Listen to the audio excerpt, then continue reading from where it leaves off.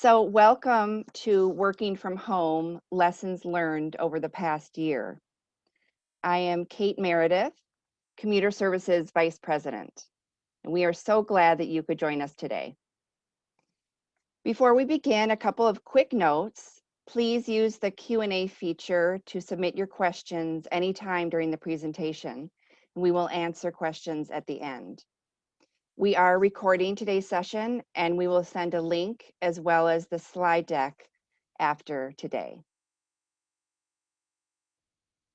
Today we welcome presenter Alham Shirazi, who will take a look at national trends that have emerged since companies sent staff home to telework due to COVID-19 nearly a year ago. A nationally recognized expert in the field of telework with more than 30 years of experience, Alham Shirazi is the principal of ePlanning. She has advised the White House, U.S. congressional leaders, and many public entities in policy development for furthering interest in telework. And she has worked with hundreds of companies, including, but certainly not limited to, the City of Bloomington, Best Buy, SuperValu, and Welsh companies.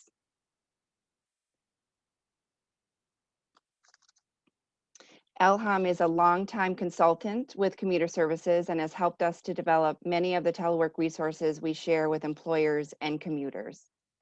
She has tracked the evolution of telework, and today she brings us insight on how this past year will change telework going forward. This presentation is part of our Twin Cities Telework webinar series. We'll have more on the series and our resources towards the end of the webinar. Next slide, please. So here's a quick look at the topics we'll cover today. We'll start with a state of telework in our region, just a quick snapshot. It's based on results we gathered from a 2-week survey we concluded just last week. We'll then move into the national attitudes towards telework, followed by support for teleworkers and planning for the future. And we'll close with questions and answers. Next slide. So we thought it would be good to start this presentation with a brief overview on the current status of telework in our region, in the Twin Cities, as reflected in our February 2021 commuter survey that Commuter Services conducted. And it was conducted between February 1st and the 15th, so it just closed last week. Next slide.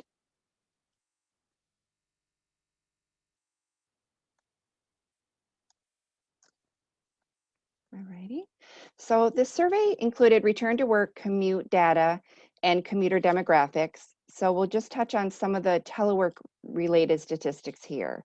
We're happy to share the full survey report, and we'll have information on how you can get that report at the end of the webinar. Let's take a look at the current status of telework. Right now, 65% of our respondents are teleworking. That's compared to 3% who said they were teleworking at this same time last year. About half of the respondents think they will return to the work site at least part-time in 3 to 9 months. 75% of teleworkers say they use a computer from their employer, and 53% have use of computer monitors from their employer as well. Keyboards, headsets, and webcams are also provided by employers often. 2/3 of respondents are using their personal cell phone to conduct company business. And 8% say they get a monthly stipend for business use of their cell phone. Next slide. So we asked commuters to select all the pros and cons they see about working from home.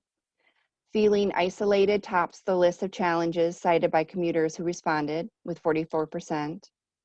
Poor communication or feeling disconnected from coworkers was cited by 38% of the respondents, followed by feeling stressed, helping children, and having poor communication with their managers.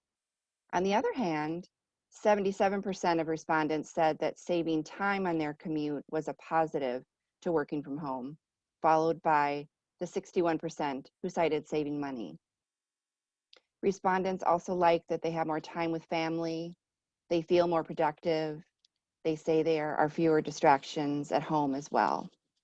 So that just gives you kind of an overview, a snapshot of some of the findings that we found were interesting in this very recent survey that Community Services administered.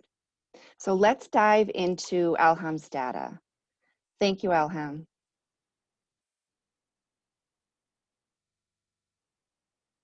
Noon to all of you. I'm actually based out of California, and this is what Zoom allows us to do these days. We can be anywhere at any time and continue working.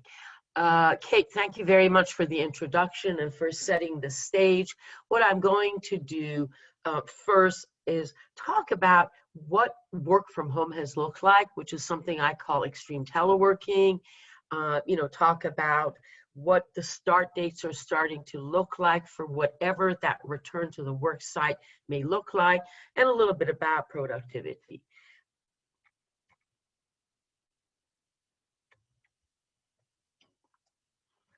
Apologize, I don't know why my mouse was stuck for a second.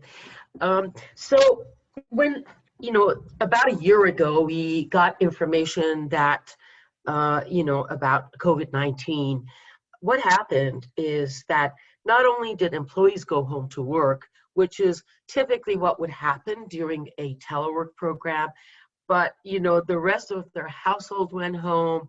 If they had roommates, if they had partners, everybody was under the one roof. And people were working, they had to homeschool, they had to provide childcare, they were cooking, baking for family members or others, that lived with them, and everybody was quite stressed. Normally, when we talk about teleworking, it's a little bit more of a formalized approach in that you don't have all your other family members or roommates working around you and being home at the same time. And in fact, one of the advantages of working home is getting rid of all those disruptions. And typically there's some rules or guidelines attached to what teleworking is. So in a way, I'm happy that the media called this work from home, because in fact it was working from home, but not really somewhat of a formalized approach to teleworking that can be a little bit more advantageous and stress-free. Now, a lot of organizations are talking about how possibly July or later is the new return to the office or to the work site date. And we don't mean 100% coming back, of course. It means, whatever those organizations decide.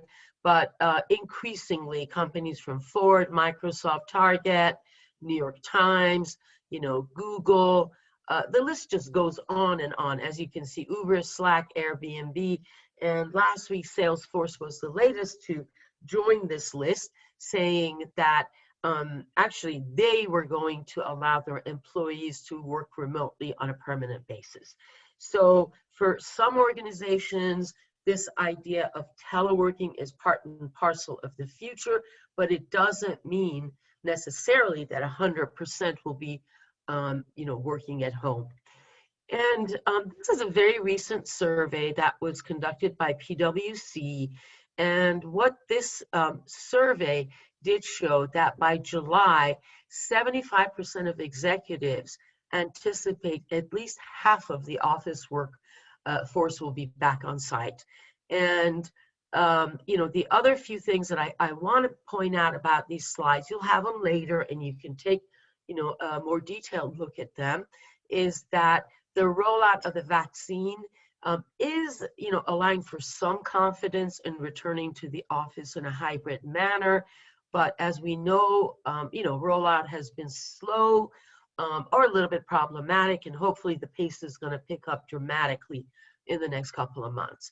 Now, when people were asked the question that, I've displayed the reasons, the answers by employer and by employee on this chart.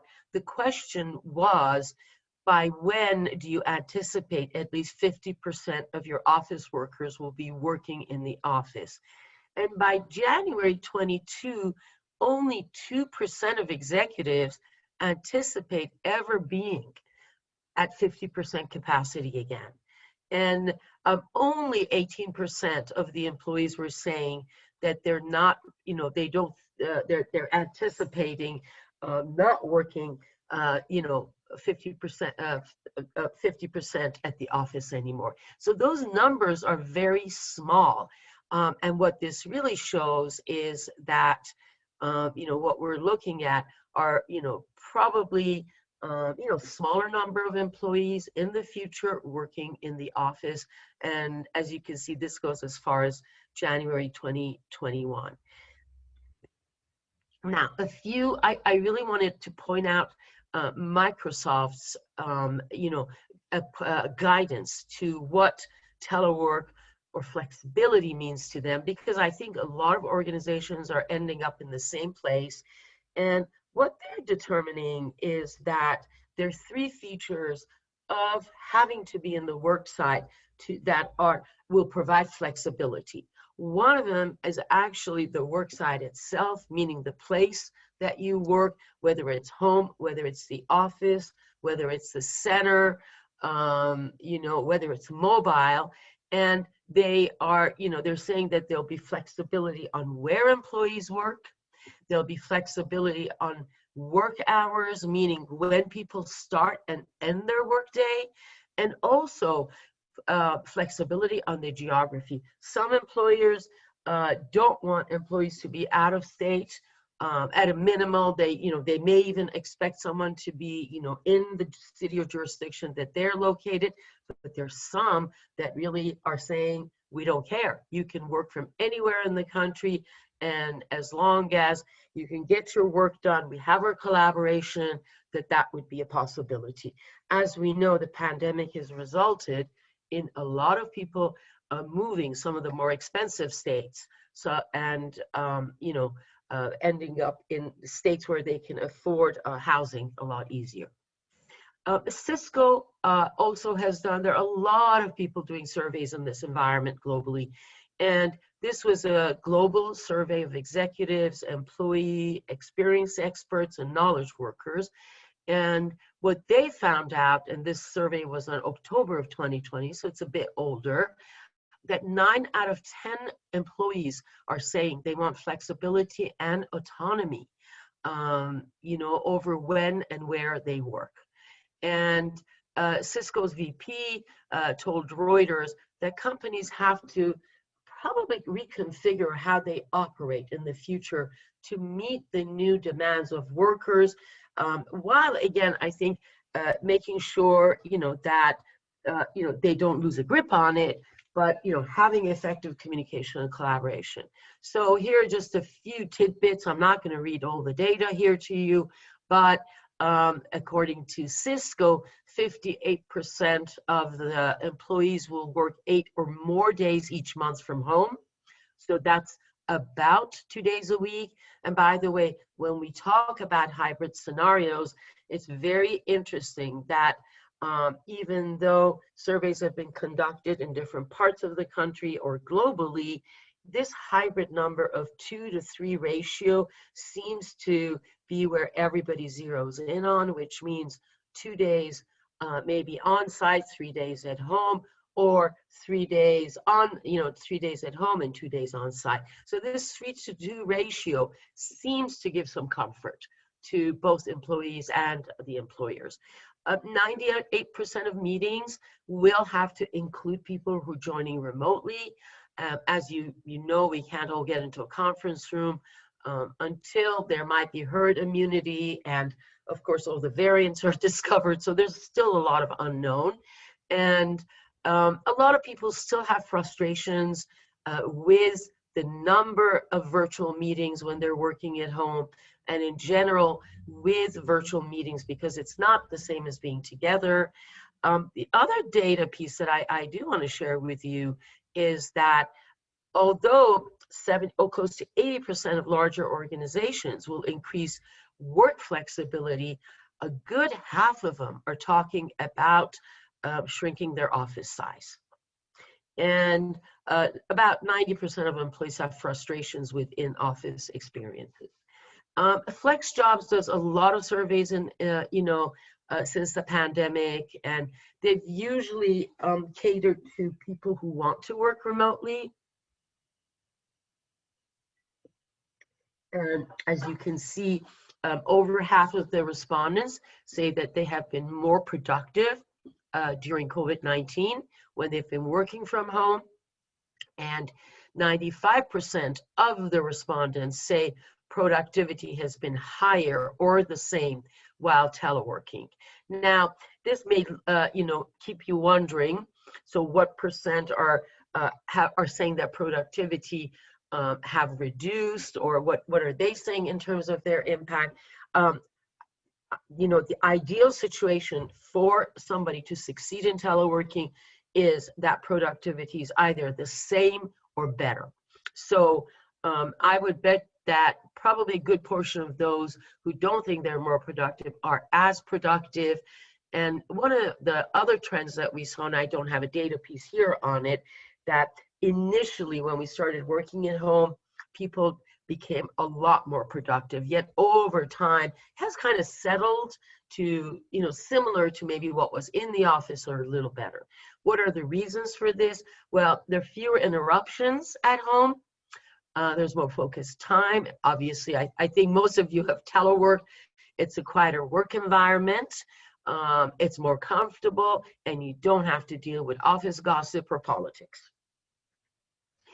Now, a few more data pieces from FlexJobs, and this was back in September. Obviously, and I think this lines up well with the data that Kate presented earlier, that a good portion are saying that not commuting is a reason why their lives got better. So they're so happy to be out of the commute, and they're very much enjoying the savings on those commuting costs and commuting time, as you can imagine. And given that 36% of respondents reported round-trip commutes of 2 or more hours, it shouldn't be surprising that this extra time in their lives make these employees happier and more productive. And keep in mind, they're also taking care of more household duties.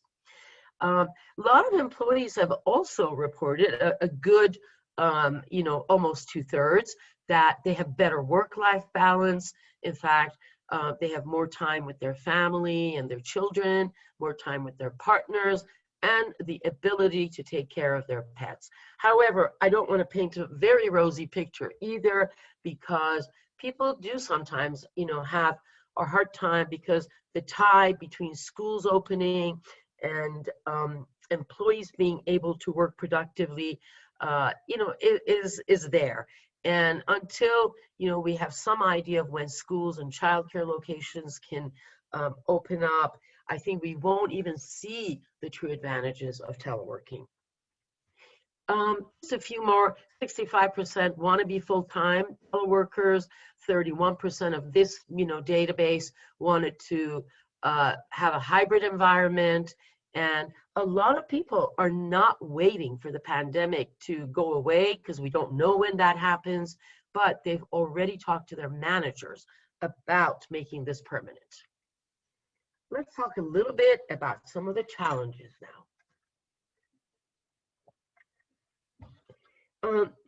And these include mental health, seasonal affective disorder, better known as SAD, and working parents. So a lot of employees out of that FlexJob surveys have said that about half of them, they miss seeing their colleagues. A good 15% say that they miss water cooler chats, although some have replaced those virtually, and they still get their employees together to talk about it and being, to be serendipitous and share and brainstorm.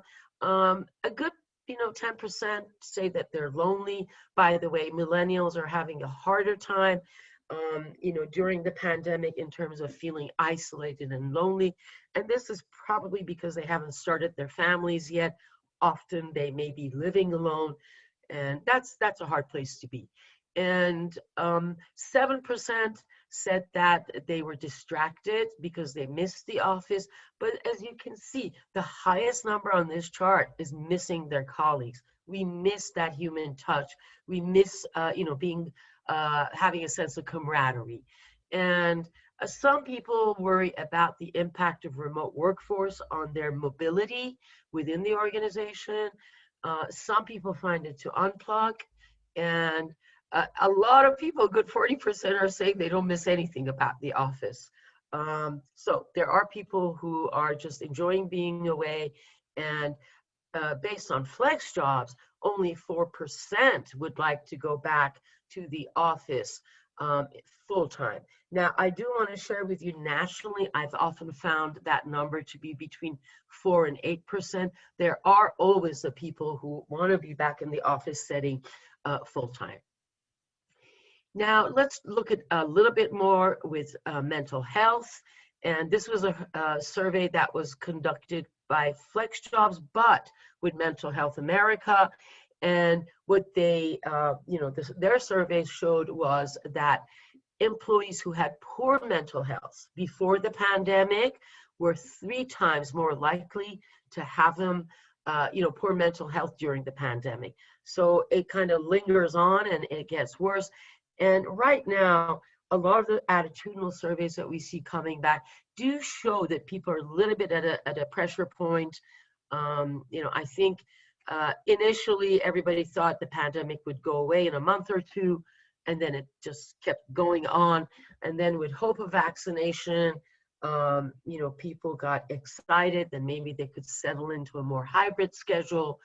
But, as vaccinations, for many reasons, have been slow and the distribution process is taking time, we're seeing those mental health issues to resurface in the workplace. So we need to be prepared.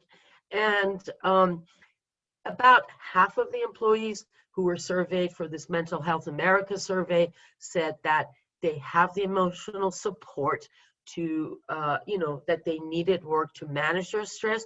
But the opposite is also true, which is close to a half, or 49%, are saying that, they do need more help from their employers, and there are ways that their employers can help.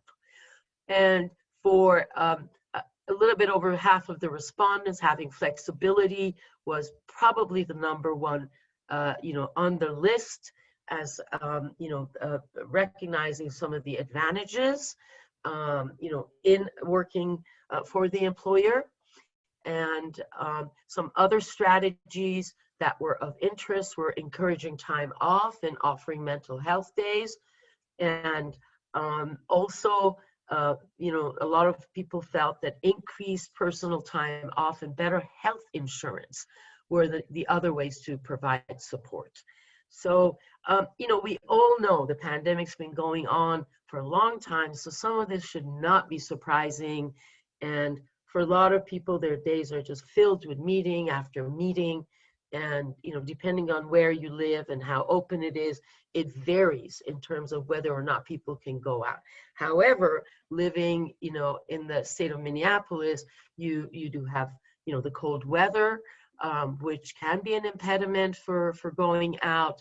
And, although seasonal affective disorder only impacts about 5% of adults in the US, it's very prevalent in the fall and, winter months, which mean shorter days, less sunshine, cold weather, being indoors.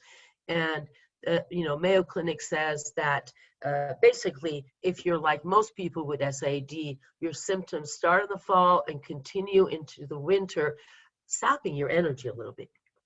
So what are some solutions to this? Working remotely may allow you some more flexibility, with your schedule. So, you may be able to start work, when there's light, and, that always helps. Add a light box to your home office to reduce these symptoms and increase your energy. You should also avoid having unhealthy foods, because nutritious foods can really help improve your mood. And if you're having a lot of sugar, then you fall, and not, you don't physically fall, but it can collapse, because a collapse in your energy level. And it's although working from home this winter can help make you more productive, but you do have to have a routine. And let's talk about that routine. So here's some tips from Jeff Gardere, who's a board certified clinical psychologist in New York City. And, some tips that I think we've all learned during this pandemic are, having a routine, wake up at a normal time, and that routine is important. Of course, you may, again, have changed the times due to, the seasons. But yeah, wake up at a normal time. Don't sleep in. Get light if possible. First in the morning. Find a way to be comfortable outside, meaning that, I'm sure you all are much much more in the habit of knowing what is okay to wear outside to stay warm than those of us in California. But it's important that you get oxygen, that you are outdoors, you're able to walk a little bit. And since you're inside more than usual, it's important that you maybe change your work environment a little bit to better suits your needs. Although you really should have a designated workspace and not be working with the rest of your household at the dining room table, because having a workspace does create kind of a little bit more of a separation in terms of home from work. But you do want to maybe change it a little bit, hang different pictures, put a fun picture up, or one of a sunshine coming through, as opposed to a winter picture. Exercise is a definite please. Make sure that you're keeping active, that you're moving, because having a desk job, being sedentary, can cause you to be, you're not as ergonomic as you would be. So please do make sure that you do take breaks, a mid-morning break, a mid-afternoon break, stretch out, move around. And again, those walks are great, or if you can, exercise at home with a Zoom program or something, that is really important. Then the other thing that a lot of us have forgotten is having a hobby. And we're so busy taking care of work, our other duties, that we've forgotten the me in the equation.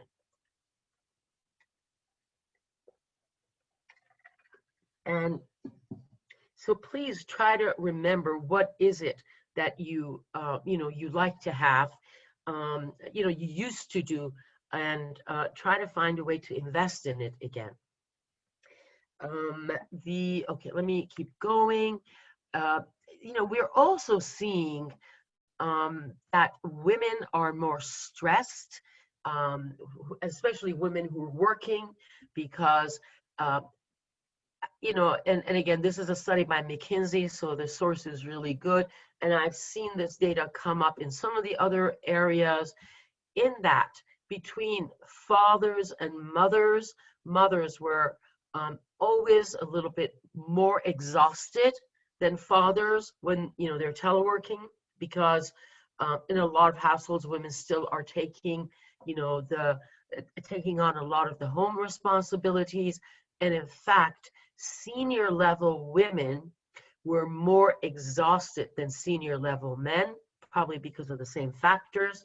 And we also see that from a racial, at least, breakdown between Black men and women, that Black women were more stressed out than Black men.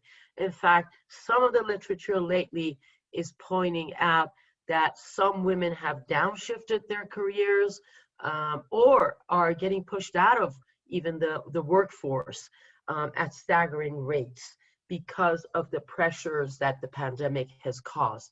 And again, remember, a lot of this is tied to schools, it's tied to childcare, and we, although we can't force those environments to open up, because it has to be safe for teachers and for students and for parents, but they do make a big difference in how we get to some more of a normal situation. In fact, parents have said that 71% of women compared to 65% of the men have had to modify their work routine to adapt to their caregiving responsibilities, and 61% of women versus 55% of men say that I work outside of core hours to balance other family responsibilities. So again, we're seeing somewhat of a gender bias in terms of ability to, have a routine. Let's talk a little bit about now what support for teleworkers could look like. One of the ways that managers can support employees, and some organizations were very good about this in the beginning, was about showing empathy. And although we're all in the same storm, I think you would believe that we're in different boats, and that's making a big difference. So it's really important that managers keep that same tone, because there's a lot that's being handled by employees, and we do want managers to be available to talk, to coach, to see their employees at a minimum once a week, by video or virtual, just to gauge how they're doing. We also want managers to stay connected with, the meetings and the communication tools. It's good to show leadership when it's needed, and recognize the impact that isolation and loneliness can have. Hopefully you're still encouraging online training, because this is a good time to sharpen skills, and believe me, new technologies are coming on board every day that it's good to learn how to use. And it's very important that you have an employee assistance program. Many of you may refer to it as an EAP or HR, to confirm that it is available and to coordinate support for employees. So, we're not talking just health insurance, we're talking mental health. In fact, a few other things to even remind your employees. For some, tuning into mindfulness or meditating is really important. Some companies even have a time when, at least a team can just do, 5-10 minutes of mindfulness.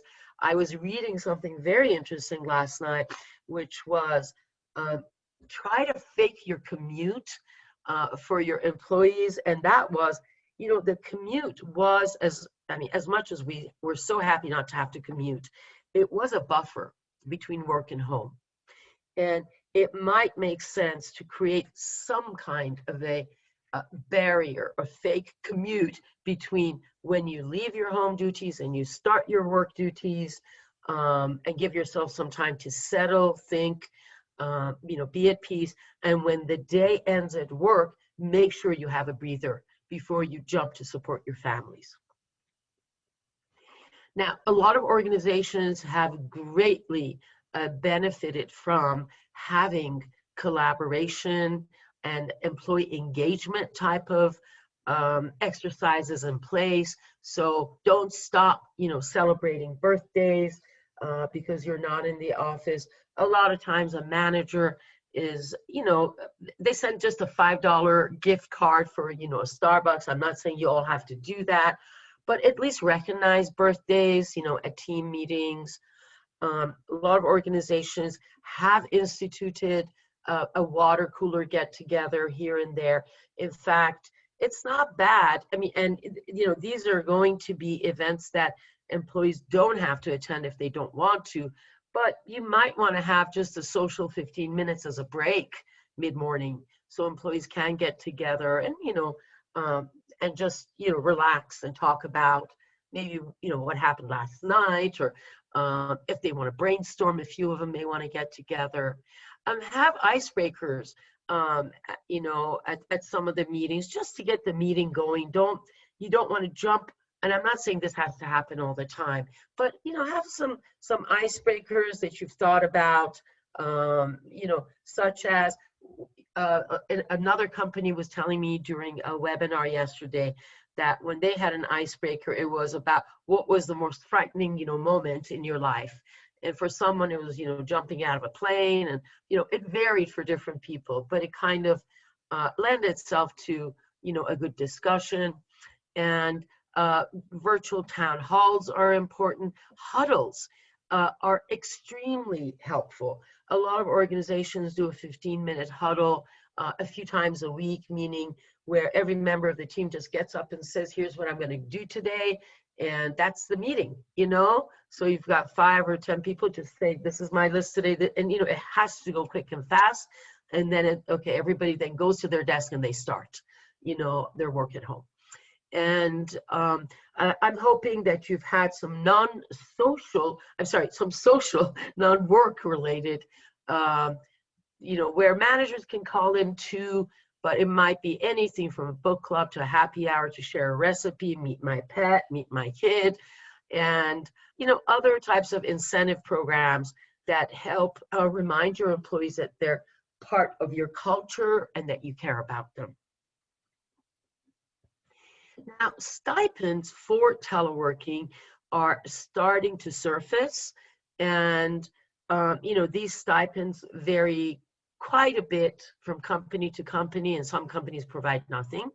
But sometimes a one-time equipment stipend, in case you're not providing the equipment, can be helpful. Or and that may even be for use for a chair or for a desk. We don't recommend that employees work in their office chair, in their dining room chairs, because that's not ergonomic. They definitely should be on a chair with rollers, with armrests, with a backrest to protect, their posture. And sometimes, you were probably providing some incentives at work for for food, whether it was a potluck or whether, it was a, day that the company provided food. Some of you may have had gyms at the workplace, and there were also learning and development perks, such as maybe going to a business conference or, attending in some kind of training. So please keep in mind that it would be good to also think about how you might be able to provide some of these perks if people are going to be remote. And again, everyone has a different budget and can afford different things, but if your office is going to save on space, why not spend some of that money on investing in your employees so you maintain their loyalty and they're still on board with your culture. Some employers just give a one-time stipend. Some give it, quarterly, semi-annually, or an annual basis. And please do have your employees, consult with their accountants in terms of what can be taxable and what is non-taxable. Sometimes those taxes can be grossed up by the employer and written off. And sometimes, the employees have to cover the taxes. Please be cognizant that you don't want to give your employees accounting advice, because as of 2017, a lot has changed in terms of what an employee, not a self-employed person, but what an employee can deduct for the purposes of working from home. I'm hoping that, that will make some legislative improvements in some of those areas in the next future years.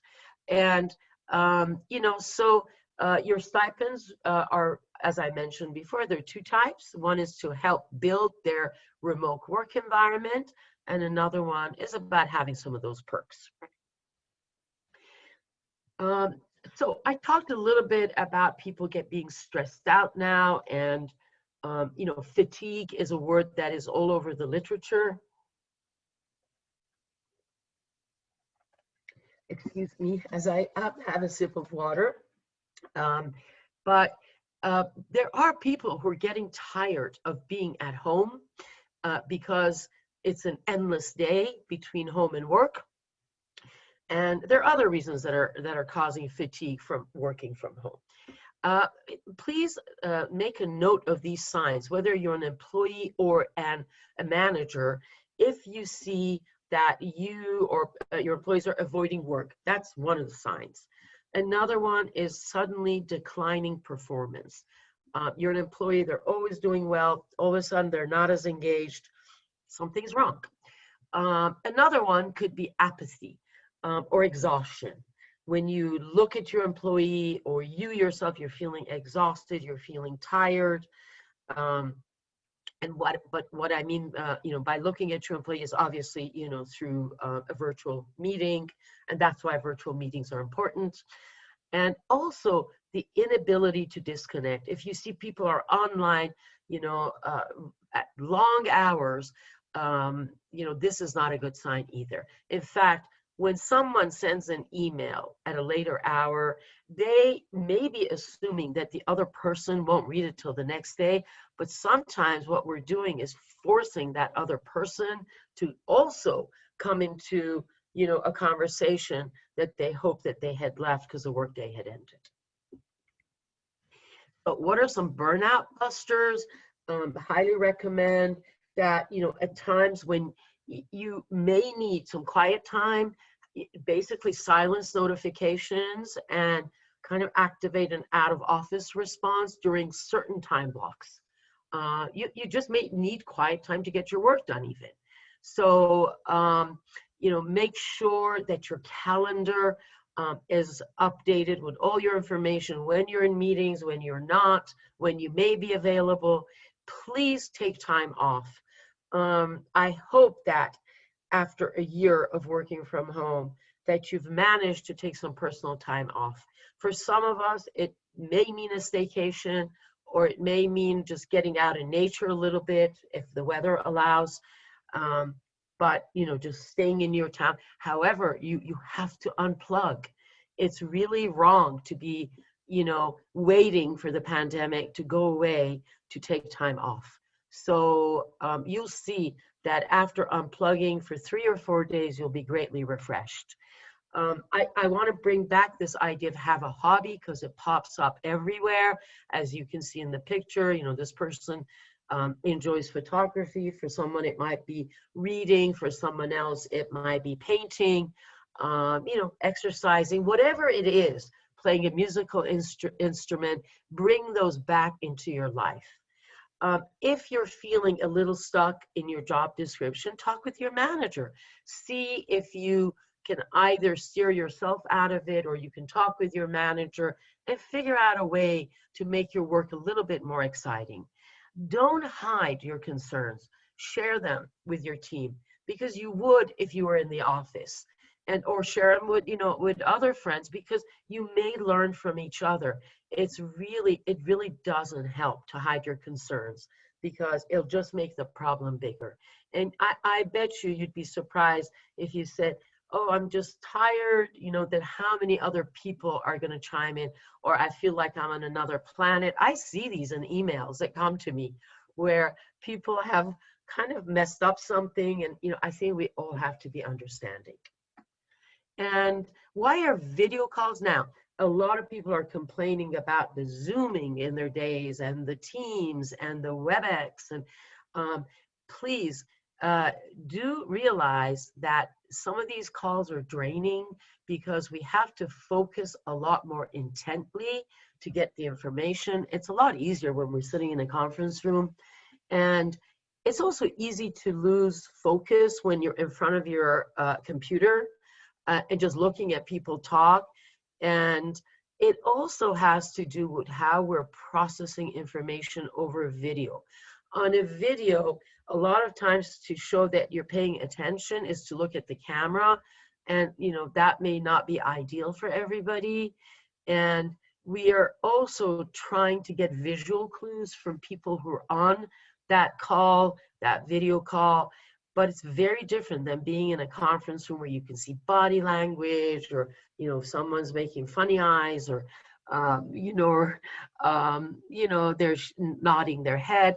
So it's just harder to get information in terms of, kind of from the team that you would absorb in any other way than just talking about it.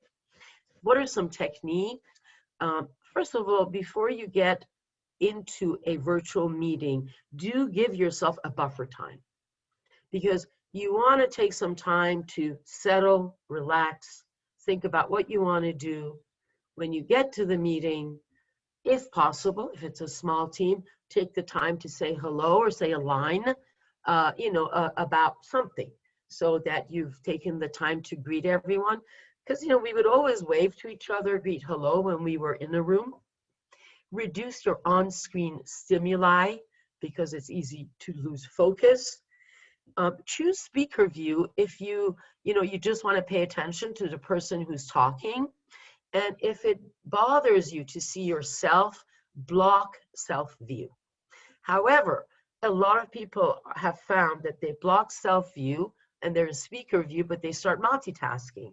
Highly recommend it that you don't do that, because that will drain your energy.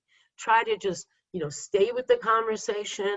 After that, get to the other tasks. And if there's a social event, then, allow people to opt in or opt out as they wish.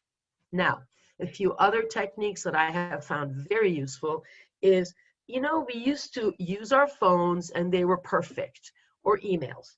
There's no reason that every meeting has to be a virtual meeting.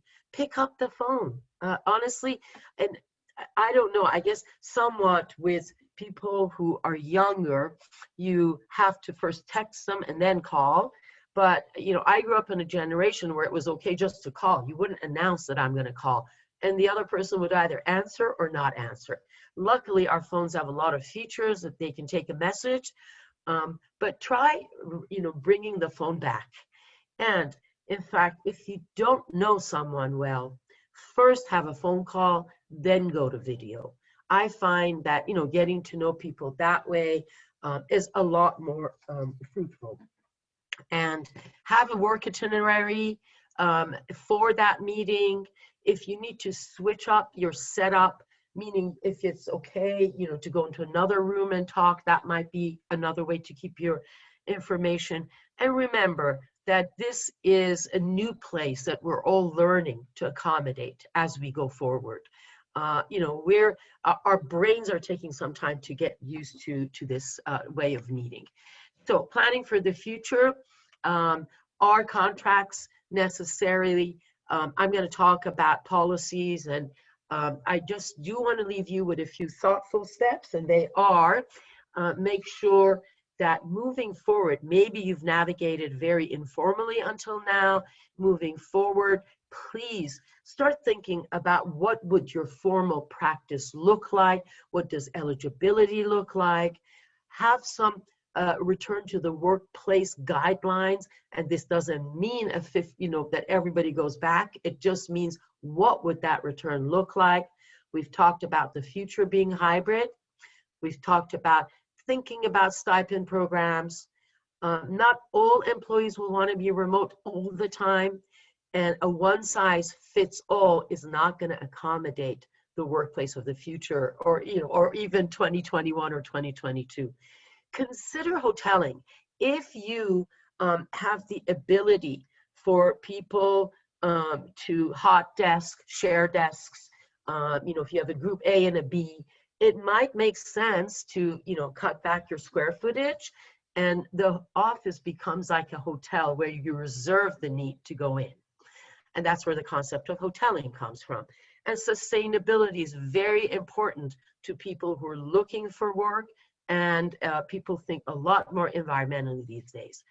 So I'm sure that you will hear from the Twin Cities Telework Program and Commuter Services that they can help you with policies or guidelines, because they allow you to accommodate a lot of people, and everybody's on the same page, and you don't fall into legal pitfalls. And it allows transparency across the organization as to which jobs lend themselves to teleworking, which individuals, etc. And some important legalities: make sure that you're still observing your Federal Labor Standards Act and your wage and hour laws, in terms of especially the non-exempt, so you're still documenting the time, and it's not to go above 40 hours unless they have an approval from their manager.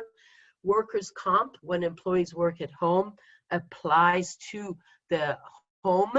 And so you want employees to have a designated workspace, so it's available there and that it's set up ergonomically. OSHA does not require you to do home office inspections, but make sure you're giving the training, make sure you're giving guidelines. As part of your ADA and FMLA, typically teleworking is handled on the ADA side of the house or FMLA. So your telework policy does not have to include language about those. Have any of these been a showstopper? No. Oh, and I also wanted to point out, please don't call telework a perk, a privilege, a right, an entitlement, because these are wrong words. It's the best words to use it's a workplace strategy. But these are just some ideas of what could be in a policy. Again, Commuter Services can probably share with you some resources on these and what it would look like, but it goes over a lot of the issues that I talked about. And what we're seeing is this is based on a Gartner Group survey, is that 82% of companies are thinking that they're going to allow companies to be remote. For employees to be remote some of the time. 47% are thinking they'll allow full-time, teleworking, and 36% are even considering hiring people who may be 100% remote. And just a few findings from SHRM. More employees will work from home in the future. SHRM, Society for Human Resources Management. And so yes, the future is hybrid, which is probably good for some employees. And remember, only about 40 to 50% of the U.S. employees can telework, because not everyone has an information-based job. And employees will demand better treatment for themselves and their communities from their employers. As you've seen, a lot of employees have gone out and had strikes to protest, unsafe working conditions, or even in Amazon, they have gone on strike against the company's climate policies. So, there have been, this has been a period of a little bit more empowerment for employees. And we know that rapid transformations will continue, and it will force companies to integrate people with computers, with machines. And just remember a year ago where we were with a lot of the virtual collaboration. We didn't have much of it. So just look at how far we've come. At this point, I'm going to hand it back to Kate to go over some of the resources that are available through Commuter Services. Wonderful. Thank you so much, Alham. That is just a wealth of information, and your experience has provided so much great information. Thank you. So I'm just going to quickly go over some of the resources that are available for employers and commuters from Commuter Services. Want to be mindful of time. We do have some questions we want to go through as well. So we are happy to provide a copy of the full results of our February 2021 commuter survey that just wrapped up in mid-February. We offer a free telework guide for commuters, which includes tips for successful telework. We have a wealth of free employer telework resources, which includes sample policies and agreements, manager and teleworker training, home safety and ergonomic guidance. That was one of our questions. So we do have home safety and ergonomic resources available that we are happy to send to anyone who's interested. We also have a free Ask the Expert service for employers as well as commuters. Coming soon, very soon, we have our Twin Cities Telework website. And then we also have our Twin Cities Telework newsletter. So these will be sources for lots of great information, updated resources for commuters as well as employers. So stay tuned for that. We will get the word out on those two as they come on board. So we are available at Commuter Services for questions and comments about today. But now we'll take our, we'll look at the Q&A that happened through the presentation today. But feel free to reach out to me. Again, I'm Kate Meredith, or Melissa Madison, our Executive Director. That's our information there. And again, we will be sending out a recording of the full presentation today, as well as the slide deck. So you'll receive that after the presentation today. So with that, I'm just going to look at some of our questions. We've answered some. Again, we're going to send that link and slide deck out to everybody. We got a question about, do you feel the national telework trends cited on the July is the new January hold true in the Twin Cities? And we have found that in talking to larger employers in the Twin Cities, that they also anticipate employees return to the work site kind of July at the earliest, or summer at the earliest. Some have just been more general as summer. Companies who are smaller are bringing employees back within 3 to 6 months in the Twin Cities. That's what we found. So with companies thinking about telework for the long term, do you have recommendations for home office ergonomics, experts, articles? We do have a guide about home office safety and ergonomic guide, so we can provide that. And that will be on our new Twin Cities Telework website as well. Another question, are the commute time savings with telework as dramatic here in the Twin Cities as on the coast? Just curious if the data holds true or if Minnesota is exceptional. So commuter responses to our recent survey say that not having to commute is their #1 pro to working from home. The average commute in the Twin Cities is 24 miles round trip, and the average commute for people who work along the 494 corridor is 36 miles round trip. So Minnesota is indeed exceptional. All right, that's what I'm seeing for a couple of those older questions. Just another question about the slide deck. Yes, we will send that entire slide deck out to everyone, as well as the link to the presentation. And we have a few minutes, so if there are any additional questions, we are happy to take those. And you could use the Q&A, would be great. I'll check in chat as well. I don't see anything there.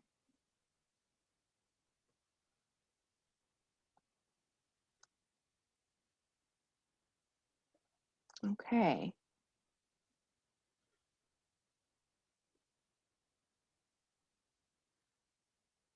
We'll just give it a quick minute.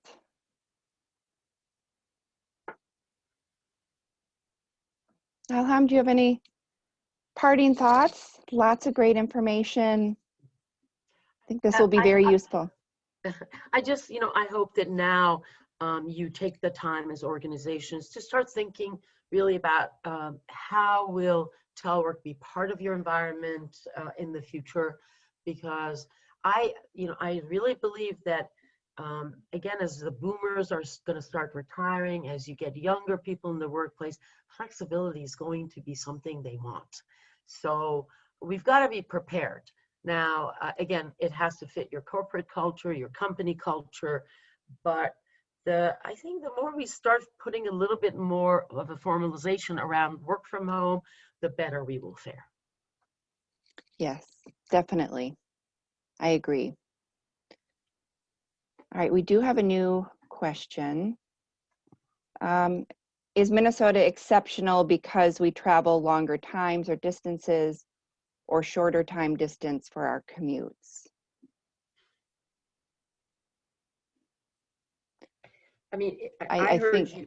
Yeah, Kate, I mean, you said 36 miles round trip for along our cities. Yep. I mean, that can take, up to, I don't know, an hour and a half of your time a day, right? Mm-hmm. So I would say you're probably similar to a lot of other urban areas. Right. Let's see. Another question, do you have resources for a company policy for remote workforce? Yes, we do. We have sample policies and we're happy to provide those. And they can be requested on the Twin Cities website when that is up and running. But until then, please contact either myself or Melissa and we will get you sample policies. We also have sample employee agreements that you supervisors enter into with employees who are starting to telework. So we have some nice sample documents that we can provide.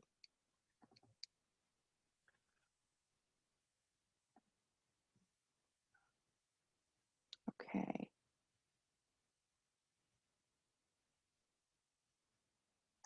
All right, let's see. We are just about a minute after. I'm not seeing new questions. So I think we will wrap up, and I want to thank everyone for attending. Again, thank you, Alham. I also want to thank Melissa Madison on our staff and Michelle Leonard, who put a lot of effort into coordinating this webinar. I think it's been very useful, and we're very happy that we were able to provide it. So again, thank you, Alham, for your time. And have a great day, everyone. Thank you.